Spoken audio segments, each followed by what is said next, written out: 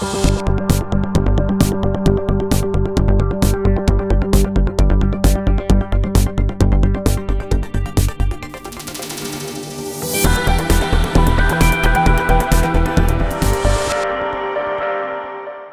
conciencia de qué piensan los venezolanos de todo lo que está ocurriendo en este momento no es tarea fácil.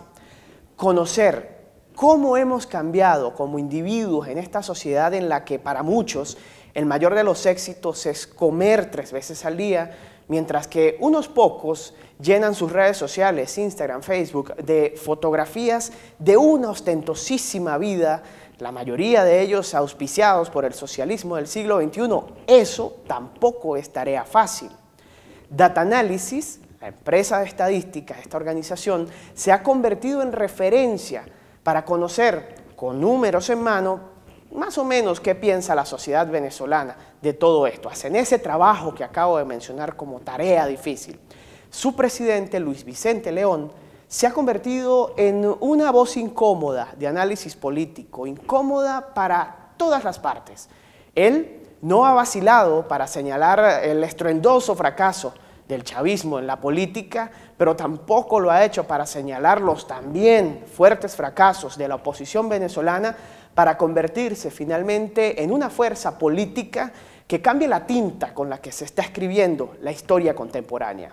Luis Vicente León estuvo en Mérida, conversamos con él el pasado viernes y hoy les presentamos la entrevista aquí en Visión Universitaria. Damos la bienvenida a Luis Vicente León, presidente de Data Analysis, a Visión Universitaria y a ULA TV, por supuesto. Un programa que está siendo grabado en las instalaciones de CIEMS, Instituto Gerencial, quien pues los ha traído a tanto a Luis Vicente León como al profesor Briceño acá a la ciudad de Mérida. Luis Vicente León forma parte de ese grupo de venezolanos que no cesa en su empeño de señalar los errores que se están cometiendo en el país, que muy lentamente, pero a paso seguro, nos han traído hasta la situación que se vive en este momento. Bienvenido, Luis Vicente. Pues encantado de estar aquí.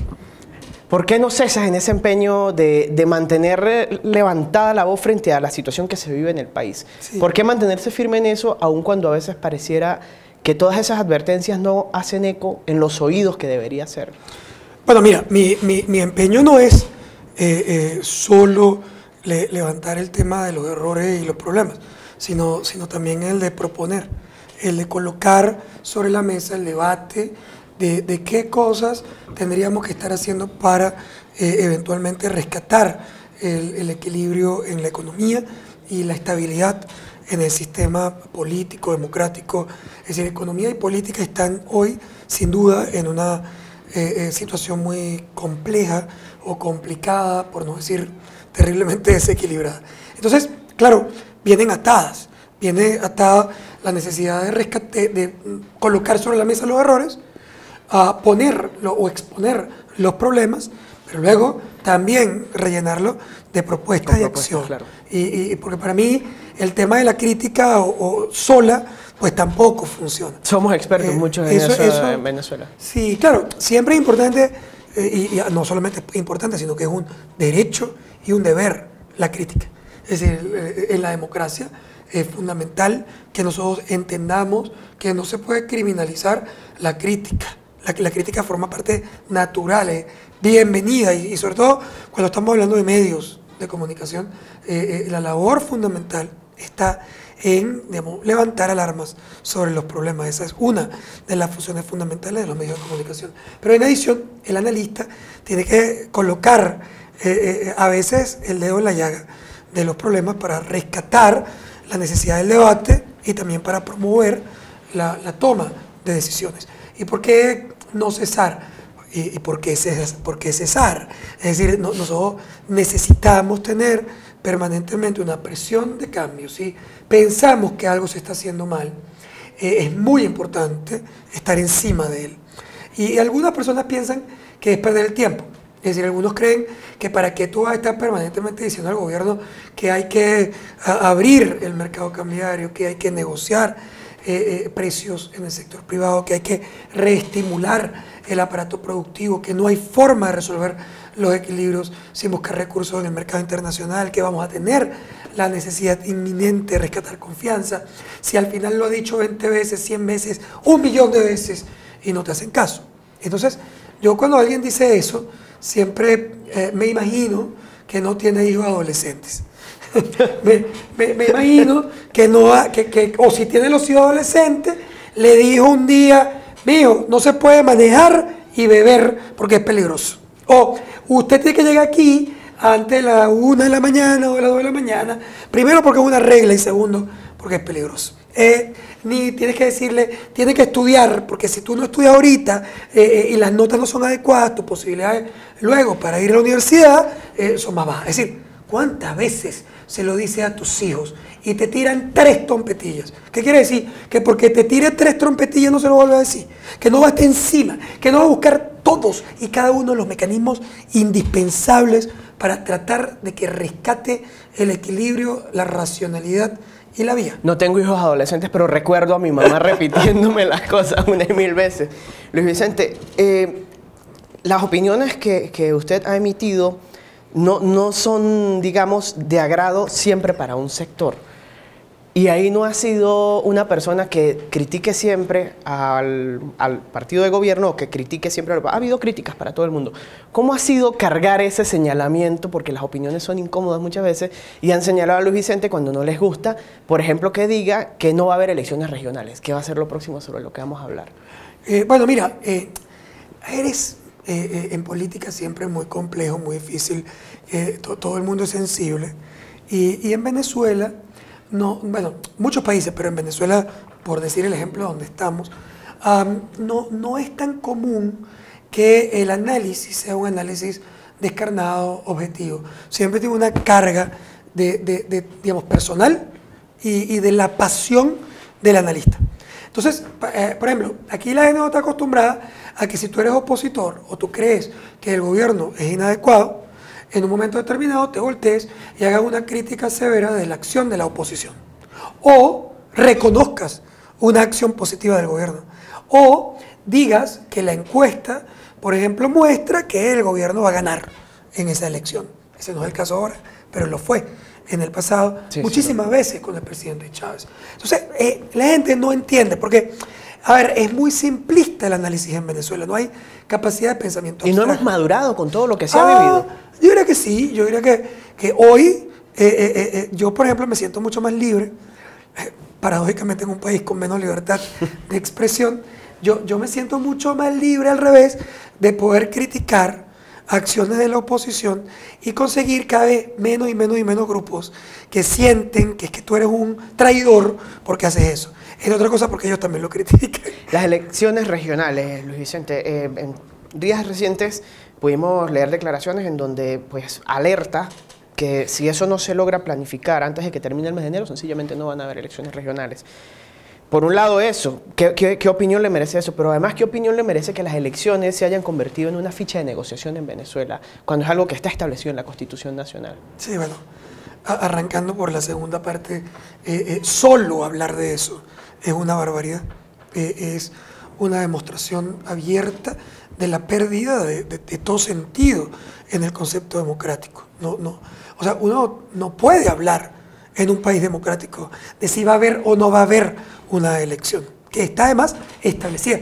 Todavía, yo que he criticado abiertamente al gobierno por los bloqueadores que estableció a la oposición para evitar un referéndum revocatorio, que es un derecho constitucional, sin embargo, reconozco que el referéndum no es igual que una elección regional o una elección de asamblea o una elección presidencial. O sea, no hay una fecha establecida en la Constitución para tener un referéndum. Hay una fecha a través de la cual tú tienes la oportunidad o el derecho de presentar unos recaudos y cumplir unos requisitos para convocar esa elección. Si la elección ocurre o no ocurre, bueno, te muestra lo que ocurrió y sabemos nosotros todos lo que pasó, pero no es una violación tan abierta como, por ejemplo, el hecho de que no hayamos tenido una elección regional. La elección regional no se hace cuando tú quieras o cuando te conviene. Yo he oído planteamientos absolutamente, digamos, estrambóticos a la democracia, como por ejemplo de que en Venezuela no conviene en este momento hacer una elección regional. ¿Cuáles serían los argumentos para eso? Bueno, entre otras cosas, ¿y quién te dijo a ti que las elecciones se hacen para que le convenga a alguien o no se hacen porque no le conviene a alguien? Es decir, eso no tiene ningún sentido. Como el argumento que se utilizó el año pasado para decir por qué no puede haber un referéndum. Es que el país está en crisis y no hay recursos. No se pueden tirar los recursos haciendo un referéndum. Bueno, eso es una barbaridad. Eso es como que entonces yo te diga que un presidente, por ejemplo, que destruya la economía, porque es terriblemente malo, entonces se queda de por vida, porque como destruyó la economía no hay plata, y como no hay plata no van a haber elecciones presidenciales y no se puede cambiar. Es decir, es absolutamente absurdo y destemplada la opción de plantearse que una elección en Venezuela o depende de que haya o no plata o depende de que le convenga o no convenga al país. Eso es una barbaridad. Ahora bien, pensando en esto de la conveniencia, supongamos que, como pareciera ser, se está dilatando el acto de las elecciones, esperando una oxigenación del partido de gobierno. Pero las acciones que están tomando no apuntan hacia una oxigenación. Se jactan como el mayor logro de repartir una bolsa de mercado que no llega a todo el mundo. Lo nuevo es el carnet de la patria, o sea, con las acciones que están tomando no parece que fueran precisamente hacia un camino en el que se recuperen. ¿O es que sencillamente no van a haber más elecciones entonces? ¿O puede haber una recuperación del chavismo? ¿Puede haber una recuperación de la economía venezolana sin un cambio de gobierno? Todas las anteriores son posibles. A ver, puede haber una estrategia a través de la cual no vayamos a una elección, o por lo menos no vayamos a una elección como nosotros la conocemos, sino más bien a una especie de nicaragüencización de la política venezolana, una elección en la que los partidos políticos opositores no son invalidados y al final el gobierno va solo a la elección, que es como no tener elección, Básicamente. o incluso peor. Sí, eso es una posibilidad, es un riesgo, y que además no es una teoría de la conspiración de los opositores, lo ha dicho explícitamente ayer, antier, voceros muy importantes del partido de gobierno. Y han dicho que la oposición no tiene partido, porque la MUD va a ser invalidada porque cometió un fraude en la recolección de fuerzas. Y los otros partidos ya no son válidos porque no participaron y todos los fraudes que se han argumentado que ha cometido el PSUV, como las amenazas en los ministerios, esto no tiene el mismo peso en todo caso de una ilegalidad que pudiese llegar a una... Obviamente no lo tiene. En la práctica, por lo menos. Claro, obviamente no lo tiene porque al final de cuentas esto ya no es una batalla institucional. O sea, eso que tú estás planteando sería el planteamiento en un país normal, donde las instituciones responden a la Constitución. Y obviamente entonces, digamos, lo que es bueno para el pavo es bueno para la pava. Pero nosotros no estamos en un país así. Las instituciones no responden a la Constitución, responden a la revolución. Y además se sienten orgullosas de responder a la revolución. Entonces, bueno, ¿tú has visto alguna decisión relevante del Tribunal Supremo de Justicia en contra del Estado? ¿O en contra del gobierno? ¿O en contra del partido? No. Entonces no es lo mismo, digamos, las irregularidades o abusos o fraudes que se cometan en un lado que en el otro. Ahora, esa es una realidad. Entonces, cuando uno entiende la realidad, entiende también cuáles son sus retos para resolverlo. Porque si no, entonces te queda ahí pegado en una cosa que no tiene sentido. Por ejemplo, en un lamento. A mí siempre me impacta cuando lo leo en Twitter o cuando me escriben en un correo. Y entonces la gente además de lo mejor intencionada y te dice, pero es que la Asamblea Nacional es culpable porque ella tenía que haber destituido a Maduro, renombrado a los magistrados del Tribunal Supremo de Justicia y se hubiera acabado el problema. Recuerdo una entrevista de Luis Vicente León que decía, ¿y si no? Para completar la frase. Destituirlo y si no, ¿qué ocurre? No ocurre nada. O sea, destituir. O sea, pero si es que tú has dicho 60 cosas, has hecho leyes y con esas leyes y esas cosas han hecho lo que les dio la gana. Fueron a un Tribunal Supremo que siempre va a decir que lo que la Asamblea haga es inválido. Entonces no va a ser inválida una decisión, por ejemplo, de renombrar a los miembros del Tribunal Supremo de Justicia. ¿Y qué pasa? Cuando el tribunal diga lo que tú estás diciendo, te tiro 3 trompetillas. ¿Qué pasó? ¿Qué pasó con la declaratoria de abandono del cargo del presidente Maduro? Que, por cierto, también era una locura.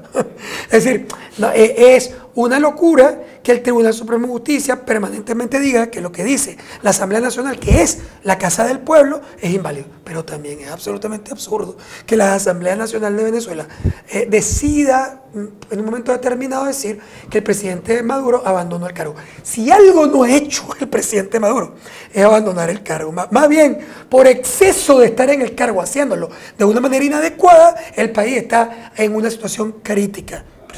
El presidente Maduro está ahí, está gobernando, controla las instituciones, la plata, los medios, los militares, las armas, lo que te dé la gana. Entonces, tú puedes decir que el presidente Maduro abusa del poder.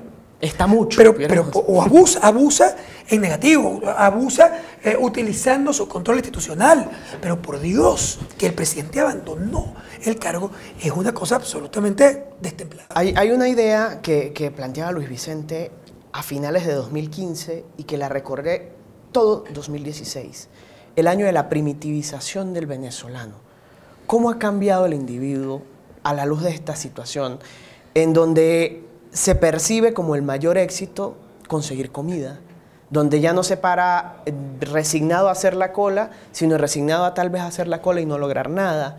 ¿Cómo ha cambiado la idiosincrasia del venezolano frente a toda esta situación? ¿Ha madurado? ¿No se asume protagonista de su historia todavía?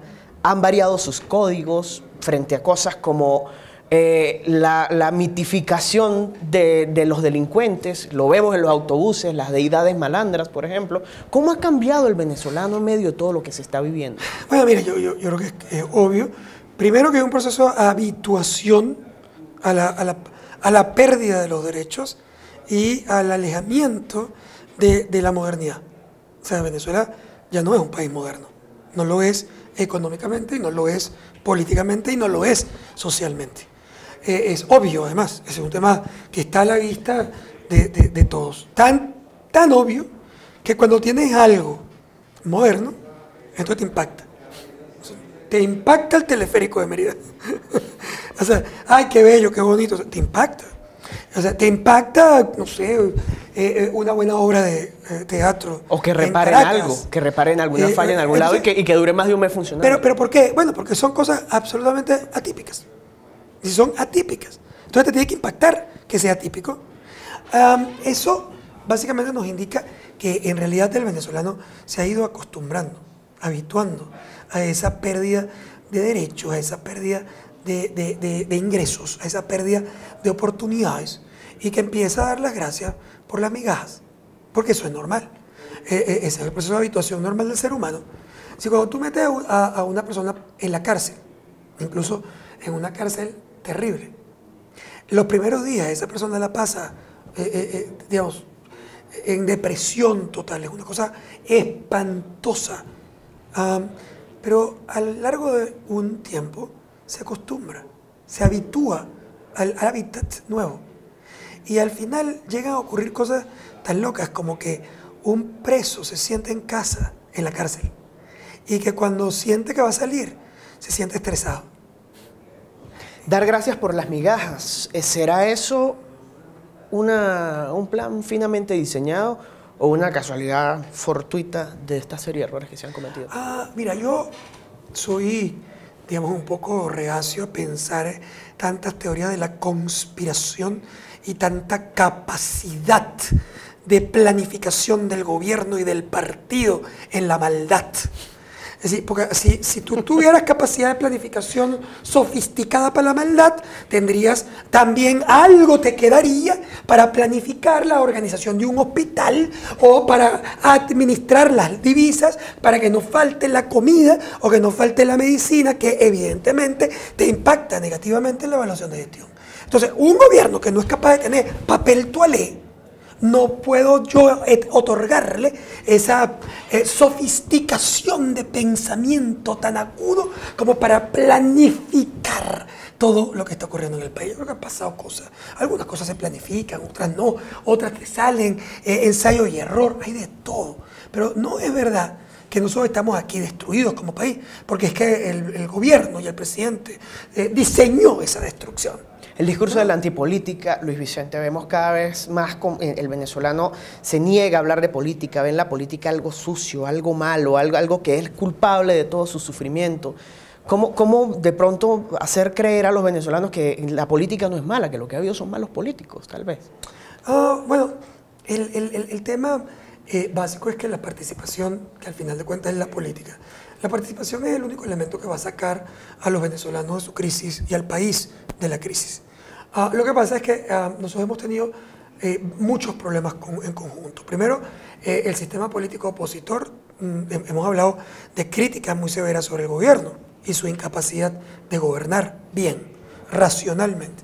Pero la verdad es que la oposición venezolana es bastante mala también, desestructurada, desarticulada, con un liderazgo bastante pobre, que además ha dedicado la principal parte de su esfuerzo en atacarse primero, entre el ataque del liderazgo opositor con el ataque chavista.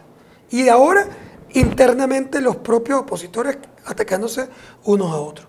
Bueno, ¿qué puede pensar a una persona en Ejido, en Tovar, en Mérida, en Cuchille, cuando está viendo todo el sistema político atacándose, insultándose, etc., y nadie hablándole a él, nadie proponiéndole a él, nadie haciéndole una oferta concreta de mejora, nadie permitiéndole soñar en un cambio, en una Venezuela posible? O sea, si no hay nadie que te está hablando a ti, sino que se están insultando y peleando entre ellos, tú te quedas como la guayabera por fuera y al final entonces tú no puedes sentir ni confianza, ni cariño, ni deseo, ni nada con ese liderazgo.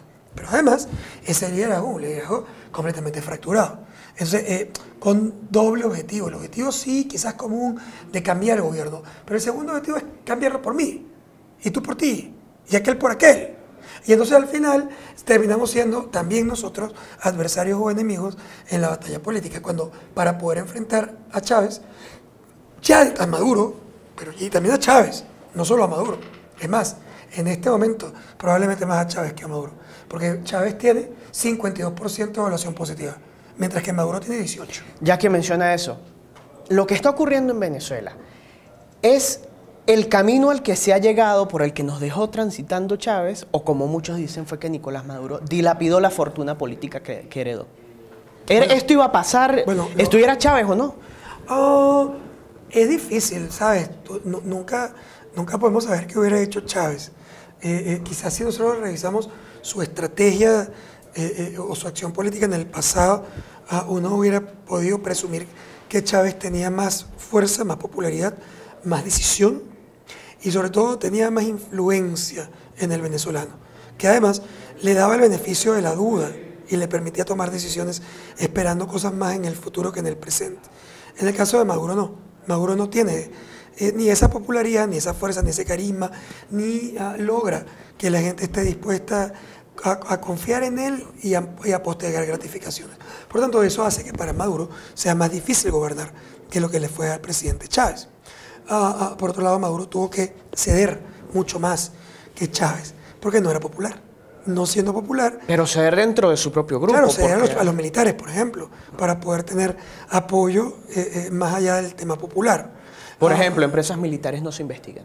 Bueno, más allá de eso... Ejemplos abundan. Más allá de eso, lo que quiero decir es que lo incorpora en el gobierno de manera activa y lo hace co-gobernar, que es distinto a que en efecto Chávez también incorpora el sector militar, pero ahí no co-gobernaba nadie, gobernaba Chávez.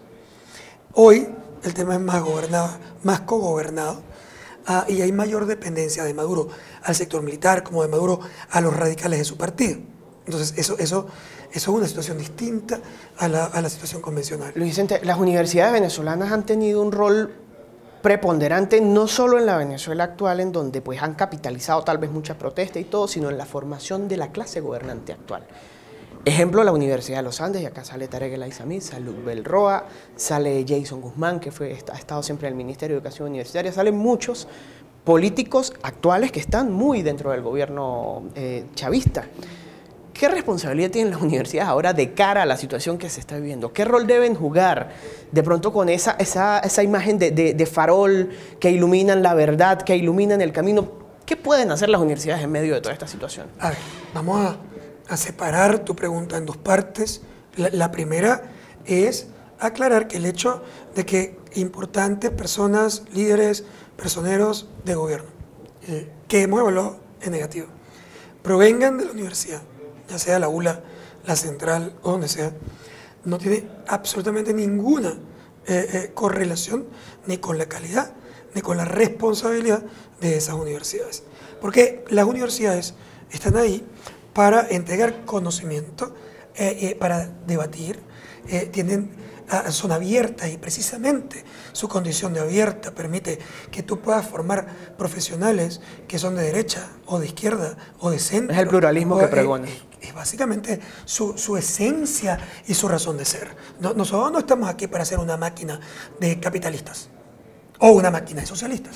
Es decir, y si tú tuvieras una universidad que estuviera ahí para ser una máquina de capitalistas, yo estaría en contra de ella.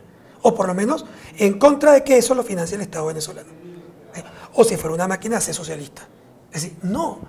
Usted es una universidad que es donde se imparte conocimiento, pero que al final de cuentas es utilizado por los estudiantes. ¿Para qué? Bueno, para crecer, para desarrollar sus ideas, para tener... Cada quien hace con las herramientas que recibe. Claro, ojalá las universidades fortalezcan el tema de valores, ética, etcétera, y que eso sí sea un patrón importante que inculca, pero eso, ni siquiera eso es posible garantizarlo. Tú lo entregas, lo colocas, pero siempre va a haber un grupo de gente que lo toma y otro grupo de gente que no lo toma. Y tú no puedes entonces, decir, primero porque no lo sabes y segundo, porque incluso filosóficamente no lo harías jamás, es decir, es que yo le niego la educación al que yo creo que va a ser malo.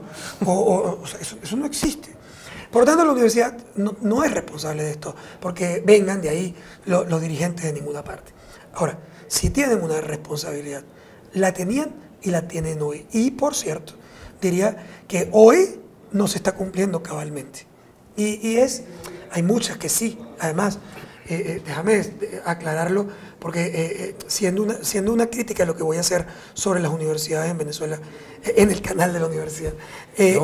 Porque el canal representa el pluralismo del que estamos hablando, precisamente. A ver, pero antes de hacer esa crítica, lo que voy a hacer es, digamos, primero analizar el esfuerzo gigante que las universidades hacen en Venezuela sin presupuesto, atacadas por el gobierno, destruidas financieramente, además amenazadas permanentemente. Es decir, es un tema terrible, que trabaja con las uñas, donde muchas escuelas básicamente están abiertas fundamentalmente porque simplemente por la mística tanto de los profesores como de los estudiantes. Basta pasearse por el hospital universitario para entender, digamos, primero el drama o sea, tú estás educando maestros, pero tú estás educando doctores, médicos, en un hospital donde no hay medicinas ni gasas. Es decir, tú entiendes el drama. Claro, a lo mejor eso van a ser unos supermédicos de guerra. Van a ser espectaculares, unos tipos capaces de volver a ver aquí o tal vez el examen de orina, porque no hay reactivo, y van a volver a desarrollar el ojo para tratar de ver si eso tiene una... O tal vez le pasa como al preso, que cuando tengan todo se van a sentir incómodos. Entonces, claro, pero obviamente es una desgracia. Es una desgracia lo que está ocurriendo. Y las universidades son una víctima de ese proceso. Y obviamente, pero esa víctima también es afectada, porque tú puedes tener toda la mística del mundo y puedes estar tratando de hacer lo que te da la gana, pero vamos a estar claros, la calidad de la educación en Venezuela hoy no puede ser igual a la calidad de la educación cuando tienes recursos. Cuando le puedes pagar a los profesores, cuando tus profesores a tiempo completo pueden ir a hacer PhD y regresar a su carrera docente, cuando tienes o estás conectado a todo el sistema mundial, cuando tú tienes suscripciones a revistas especializadas, cuando tus estudiantes pueden entrar básicamente en internet, en su salón de clase y conectarse y además tener convenios para poder mover a esos estudiantes a hacer pasantías en, digamos, en Singapur, en Nueva York o en Hong Kong. Es decir, eso no está pasando. Entonces, y eso sí está pasando en universidades en Colombia, sí, y en Argentina, y en México, y en Brasil. Entonces, en las cuales, por cierto, hay muchos profesores venezolanos. Pero claro, y como no va a haber, como hay médicos en todos lados. Porque al final del día hemos retrocedido a las cavernas prácticamente en términos de calidad, de tecnología y de recursos. Ahora, eso es, ahí la responsabilidad obviamente no es de la universidad. Es decir, eso es una responsabilidad del Estado. La universidad es una víctima, como es sobre todo víctima los jóvenes venezolanos que no tienen la capacidad de ser entrenados y capacitados como lo eran en el pasado. Eso no quiere decir que los profesionales que se gradúan en Venezuela sean malos. Absoluto. Pero lo que quiero decir es que porque al final de cuentas tú puedes tener un genio que estudia en una escuelita que se está cayendo. Y el tipo a lo mejor se va a ganar un premio Nobel. Es decir, esas cosas son así. Pero es masivo. Hemos perdido capacidad de educar, de cambiar el estatus de los estudiantes en Venezuela y de agregarles real valor. Claro, es que la formación académica dejó de ser un camino de movilidad social. Claro, es que además, por otro lado, gradúas un profesional que cuando le sacan la cuenta no se puede tomar un café en Starbucks si tiene la suerte que ni en una panadería acá a Miami. Luis Vicente, se nos está acabando el tiempo y quisiera...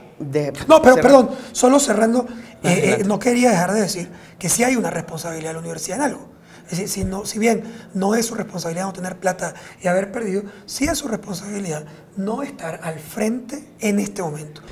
Después de todo el panorama que hemos dibujado, tal vez la pregunta de cierre es un poco forzada. Pero independientemente de todo, mañana es un nuevo día, hay que levantarse a trabajar y hay que salir con ánimo, de alguna manera. ¿Qué le dice al televidente, qué le dice a quien nos está siguiendo por radio también?